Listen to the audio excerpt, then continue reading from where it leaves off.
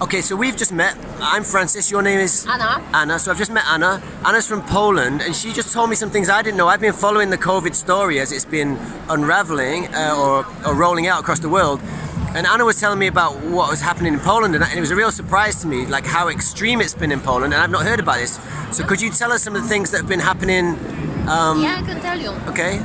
Okay, basically when the lockdown started, the government decided that lockdown will be completely lockdown, so people will not able to go out from the house or whatever, only for the essential shopping.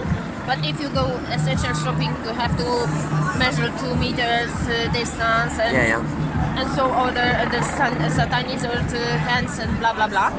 Of course, mask.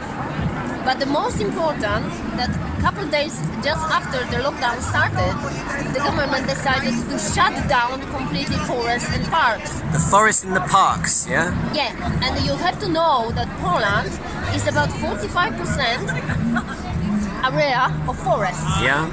So the small cities like villages or cottage, probably they didn't care because it was small community, so they had the deal between the small council or something like that, and they could do it.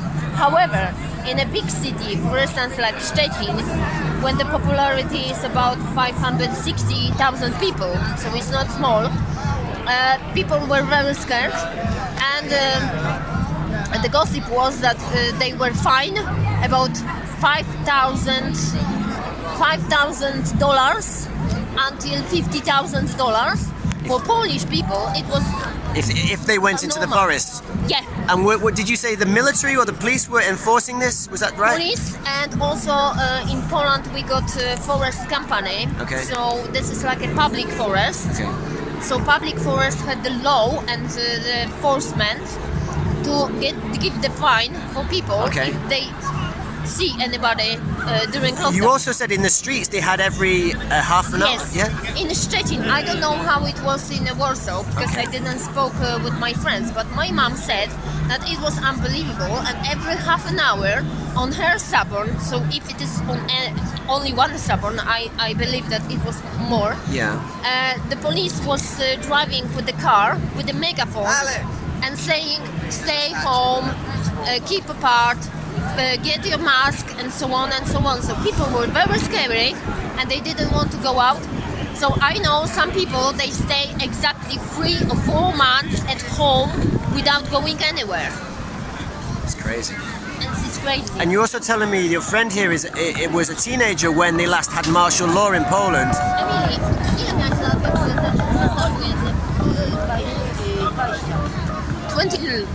20 so. She was 20. Okay. She was 20 and... So in living memory, you have memory of what it's like to have martial law. I can't say nothing because I was like Too young, 3 years, 4 years. So But she was telling you that it was very severe and that people were beaten up by the police. So people have this memory. Yes. So when they're told to stay inside. Yes, that's why we are here, because we know exactly how it works when your freedom is So you know how important it is. It's very important. And you were just telling me as well that your mother had, for the first 2 weeks, she believed it. Yeah. And then what happened? And then she stopped. This is your mother back, just to clarify, she's in Poland. She's still in Poland. And she stopped because they closed the churches. Yes. So all the churches were closed during the Easter. Yeah. And she is very religious, so for her going now to church before the Easter or the Great Night is unbelievable.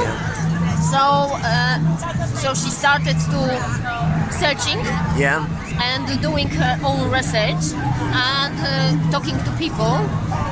Even my son called me that day and he said, "Mama, I'm really happy because grandma is waking up." I said, "Wow, really? Oh my gosh! Oh, this is unbelievable."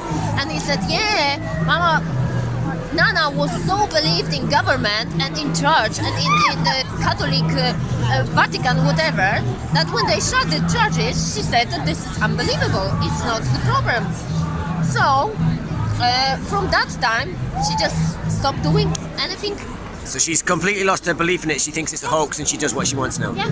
Yeah. Okay, that's great. I think we'll leave it there. I'll just point this out. We've just been eating some free freedom pasta, which is and apparently I asked another lady who walked past that It was pasta with chickpeas. yeah, she said she had the taste of freedom, so it's a little bit difficult for some people to swallow, Yeah. and has sometimes a bitter aftertaste. Yeah. But Yeah. that's what we've been doing. So that's your little dose of freedom. What's been But fueling this lovely, conversation is you freedom know, pasta. This is lovely. If you see young people, if you see a lot of people waking up and stop trusting government and stop trusting people who were not voted by the free vote, like the votation election, yeah. This is like hard. And we have to value our freedom, as you said, because Yes. you've seen what it's like when it's been removed. We are the power. Thank you. Thank you.